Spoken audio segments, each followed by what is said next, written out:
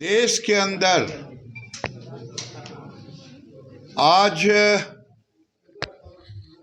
चाहे एनआरसी हो, common civil code हो और जनसंख्या नियंत्रण कानून हो, ये देश के विकास के लिए, सामाजिक समरसता के लिए एक देश एक कानून की आवश्यकता है। मैं बार बार कहता हूं कि पूरी दुनिया की आबादी का 18 से 20% भारत की जनसंख्या है और हमारे पास जमीन 2.5% है, 3-4% पानी है। आज हम चाइना के बराबर में आबादी में जा रहे हैं।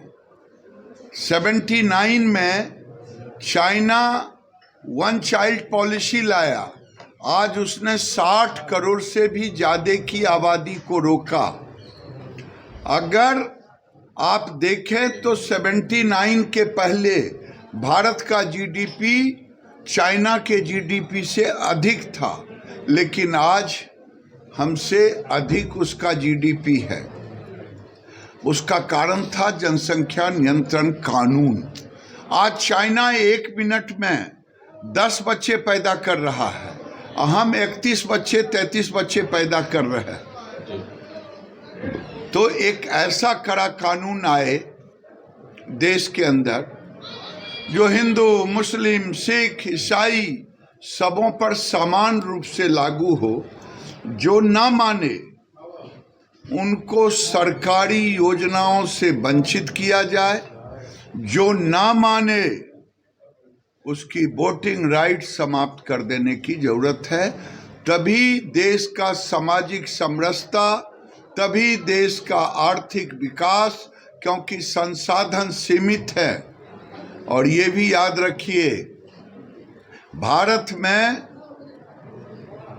बहुसंख्यकों की आबादी गिरेगी तो सामाजिक समरसता भी टूटेगा, लोकतंत्र भी खतरे में पड़ेंगे और आर्थिक समृद्धि में भी कमी आएगी। इसलिए ये जरूरी है। और आने वाले दिन में तो मैं तो कहता हूँ कि देश को हर नागरिक की अपनी पहचान हो, पहचान पत्र। आज सरकारी नौकरी करता है, पहचान पत्र रखता है, लेकिन देश के नागरिक का एनआरसी वही तो है, पहचान पत्र। जो ओवैसी हैं, दुर्भाग्य से एक जिन्ना ने देश का बंटवारा किया। हमारे पूर्वजों से अगर थोड़ी सी भूल न हुई होती, अगर उसी समय टोटल ट्रांसफर हो गया होता तो आज दोबारा ओवैसी जैसा जिन्ना नहीं पैदा लेता, जो समाज में विषमता पैदा करना चाहते हैं। देश की समृद्धि ज़्यादा जरूरी है कि हर चीज़ में हिंदू और मुसलमान। हमने तो कभी नहीं कहा कि सारे हिंदुओं एक हो जाओ, लेकिन वो तो बराबर कहते हैं कि मुसलमानों एक हो जाओ। और वो देश के अंदर वोट मांगते हैं हिंदू मुसलमान करके। अगर ओवैसी ऐसा करेंगे तो उसकी प्रतिक्रिया भी स्वाभाविक हो। बिहार में जिस दिन हमारी सरकार बनेगी, हम जनसंख्या नियंत्रण कानून को लागू करेंगे। आज हमें जरूरत है विकास के लिए। अगर बिहार में विकास करना है तो जनसंख्या नियंत्रण लागू करना होगा। देश के अंदर में बिहार उन राज्यों में से आता है जहां फर्टिलिटी रेशियो सब अधिक है।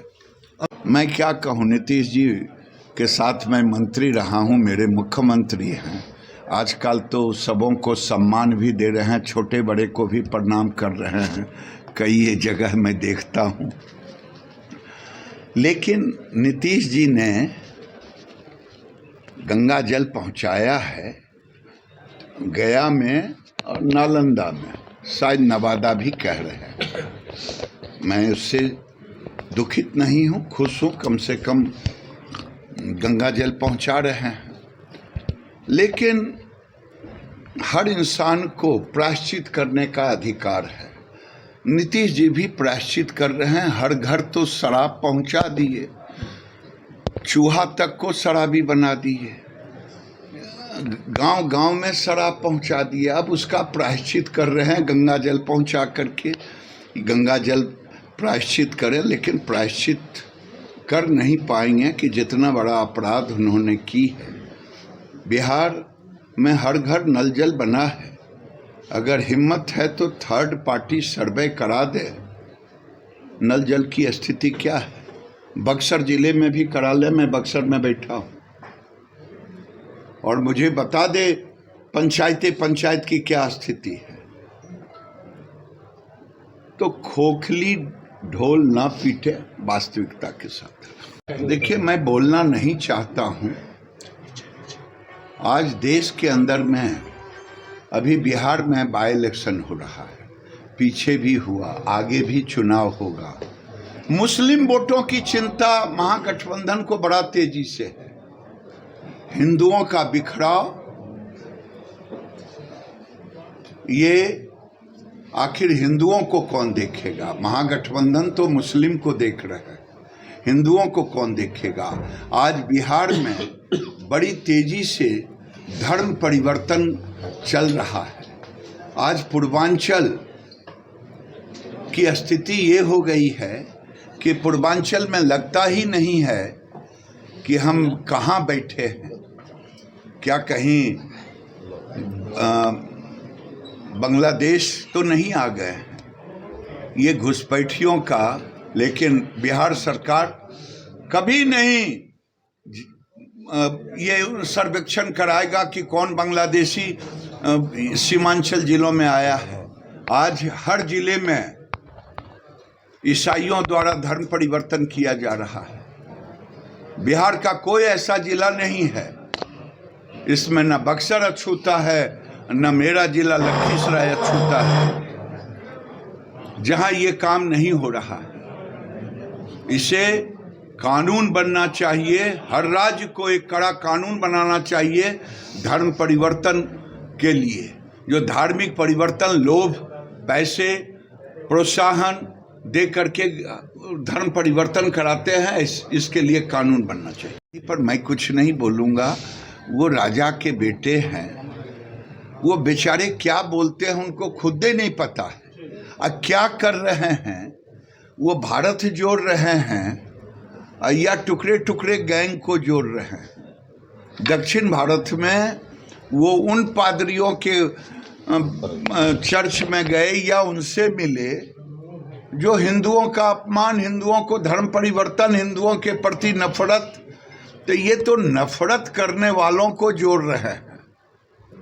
और ठीक ही कहा, वेशभूषा तो ऐसा बना लिए हैं कि लगता है कि नाम भी लेने में होता है कि उस आदमी से इनका दाढ़ी मिलता है। तो मैं इससे ज़्यादा कि राहुल गांधी पर कोई टिप्पणी करने लायक नहीं, उन पर तो दया करने लायक। लेकिन कांग्रेस तो कह रही है चुनौती मोदी को देंगे 24 में। वो 24 में 24 सीट भी बचेगा तब न। पहले गुजरात में तो बचा ले, गुजरात असेंबली में के चुनाव में तो बचा ले। जो 79 सीट लाए थे कि 77 सीट, उतना तो ले आए। देखिए, जो आदमी मोदी का विरोध करते करते देश का विरोध करने लगे, जो पार्टी, आज देश की स्थिति यही हो गई है। मोदी जी का विरोध करते करते राहुल गांधी देश का विरोध कर रहे हैं। मोदी जी आज जो कर रहे हैं, पता नहीं आप हमारी बात को दिखा पाएंगे कि नहीं।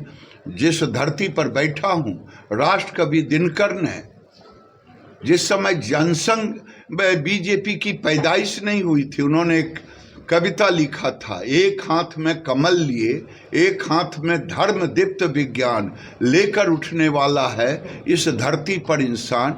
ये एक अवतारित पुरुष है।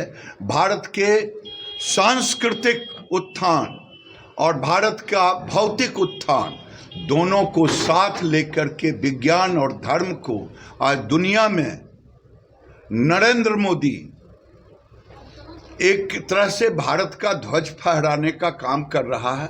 आज यूक्रेन और रशिया की लड़ाई में भारत के 50,000 बच्चे जो इंजीनियर और डॉक्टर बन रहे थे, दुनिया ने देखा, सीज फायर करना पड़ा और पाकिस्तान के बच्चे भी भारत के झंडे लेकर के, मोदी का नाम लेकर के निकले। ये आज मोदी भारत के एक तरह से अवतारित पुरुष के रूप में। पहले तो गुजरात में जीत लेना कांग्रेस, बाद में देखा जाएगा। फिर गुजरात के बाद 24 आएगा, 24 के बाद 25 आएगा।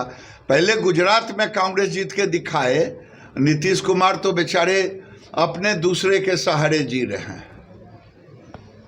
कब तक मुख्यमंत्री रहेंगे नहीं रहेंगे, तेजस्वी के मर्जी पर है। गुजरात में योगी जी के जाने पर परेशानी आरजेडी को क्यों है? शिवानंद जी का बयान आया है। शिवानंद बाबा चर्चा में रह करके कुछ न कुछ तो करते रहते हैं और उनके अंदर एक बैठ गया है कि मैं सेकुलर हूँ, और सेकुलर रहने के लिए वो कुछ कुछ करते रहते हैं। मेरे वरिष्ठ हैं, इसलिए मैं कुछ नहीं बोलूँगा बाबा। मल्लिकार्जुन और कांग्रेस के राहुल गांधी को कई जन्म लेना पड़ेगा, तब आरएसएस को जान पाएंगे।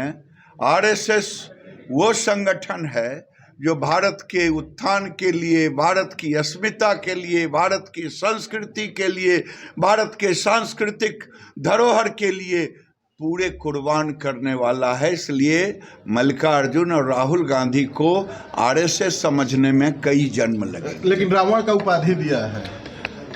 भाई मैं उनको तो नहीं कह सकता रावण, मैं तो केवल कह रहा हूं कई जन्म लगेंगे आरएसएस को समझने में। ये चाइना के एम्बेसी के पास राहुल गांधी जाकर के कुछ सीख लेते हैं और वहां से आकर बोलते हैं। टाइट होते होते थोड़ा जाना चल